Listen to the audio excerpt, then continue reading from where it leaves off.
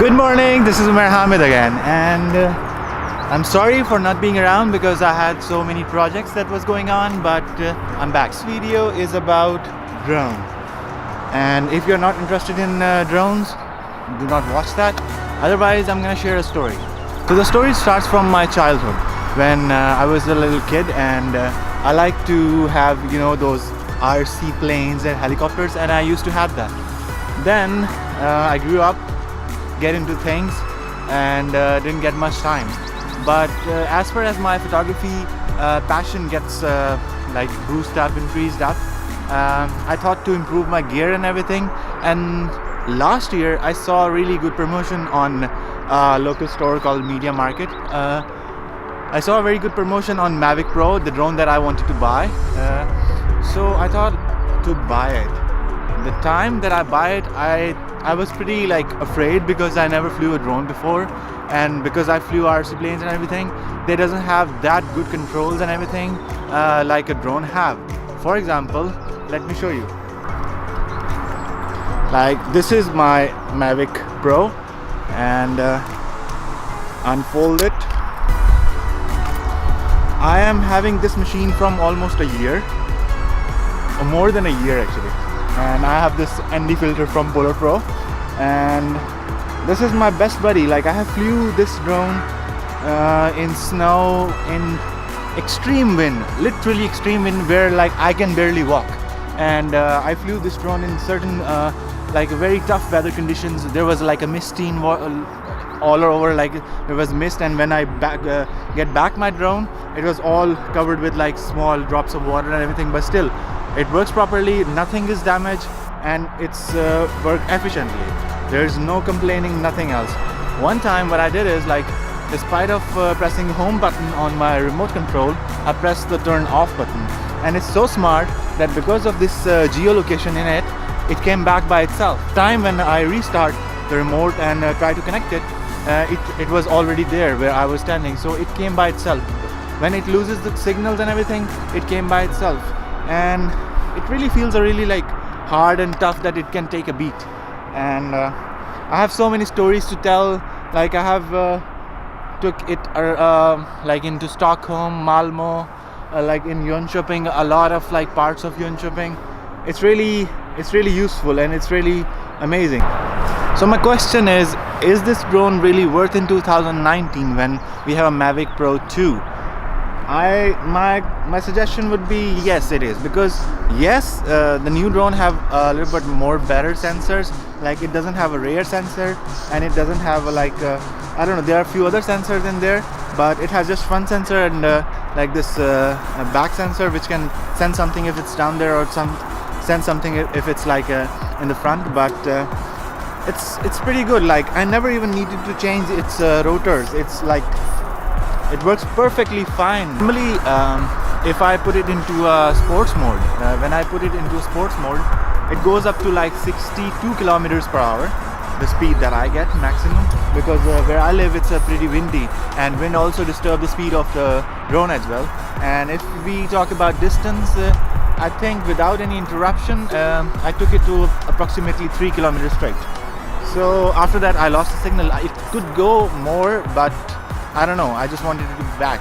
And the battery time, when I bought it, it's around 26 minutes, but now it's 22 or 21 minutes. I don't know, maybe because of certain factors, or maybe I overcharged it a lot of time. But overall it's a really nice drone. It's very solid, battery is very long. Sometimes I'm done with my project, but I don't know what to do, but there is still 50% or 40% battery left.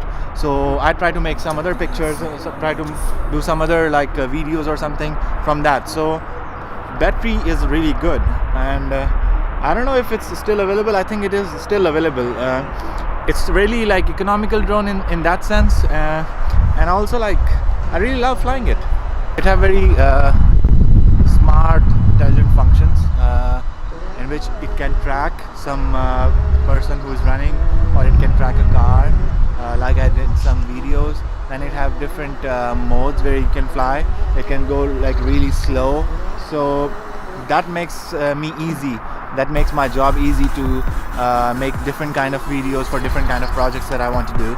And it's really compact. Like, you just fold its wings here, and there you go.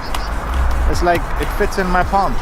And if I have a bigger jacket, I can put it in my jacket with, of course, with a cover, because this is a gimbal and it's really delicate. And that's a very important part of this whole thing, because that's make the video very stable, and it have a really good camera. But there's a one drawback that I would say. It's like in night the video quality is not that good, because you have to crank up the ISO, and that gives you a really grainy video. So overall, I think it's worth to have Mavic Pro 1 in 2019. Mine doesn't ask for like a very high quality kind of a video. Yeah, it does shoot in 4K, but the new Mavic Pro, it have a 4K, but in a like a really better quality, really improved one, and it have like the aperture can be controlled. So yeah, that's good, but it's expensive as well. It's like, this cost me like 10,000 crowns, Swedish crowns, equal to $1,000 if I'm not wrong, and that is around 18,000 crowns, which is around $1,800 or something, maybe $1,700. Forgive me if I'm wrong. So I think I have to go because it's gonna rain, it's getting cloudy, and I hope you liked it. I know, but it's not that much. I'm not a tech reviewer, but I just wanted to share my feelings with this little beast, and it's pretty awesome. So I hope you enjoyed my vlog, and give a thumbs up if you like, and I will see you soon. Till then, Umair Hamid signing off.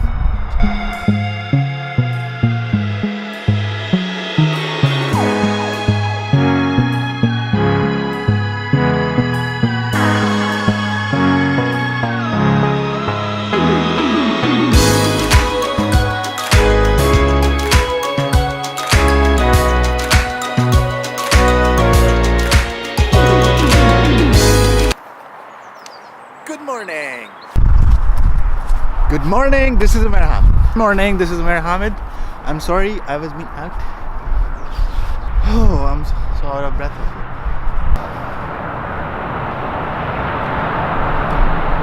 Hope you liked my vlog, and give a thumbs up if you like. And